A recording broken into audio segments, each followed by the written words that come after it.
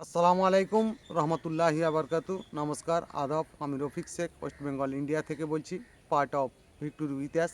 সর্বপ্রথমে জানাই আমাদের সিও এস মুফারি স্যারকে অসংখ্য অসংখ্য ধন্যবাদ। খুব সুন্দর জায়গাতে আমাদেরকে নিয়ে যাচ্ছেন। নতুন জায়গা, নতুন পৃথিবী, নতুন সমাজ, সব কিছু চেঞ্জ করব।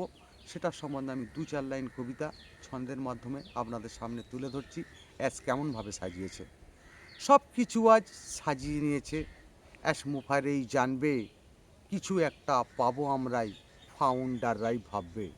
নতুন কিছু দেবেই আমাদের অ্যাস মুফারেই শিও। চিন্তা ভাবনা যা করেছই তার থেকে ওই বড়। আকাশ হাসবেই, বাতাস বলবেই ফাউন্ডারদের কাছে, যা কিছু আজ দেখছো তুমি নিজের কিন্তু চোখে। বলার কিছু থাকবে না আর, হাসবে তখন মুখে। শুকিয়ে যাওয়া মুখগুলি সব জাগবে তখন ফুটে। ঘাম ঝরবে, জল খাবেই, অসুখ নাই হবে। গোলাপের মতো ফুটেছো তুমি, সবার বুকেতে থাকবে। ছোট ছোট ওই স্বপ্নগুলোই বড়ই আকার নিয়েছে।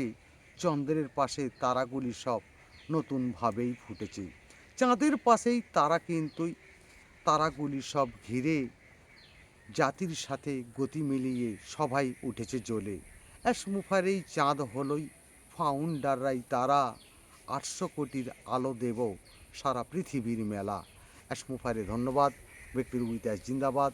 আপনাদের যদি ভালো লেগে থাকে, লাইক কমেন্ট শেয়ার করুন। ধন্যবাদ।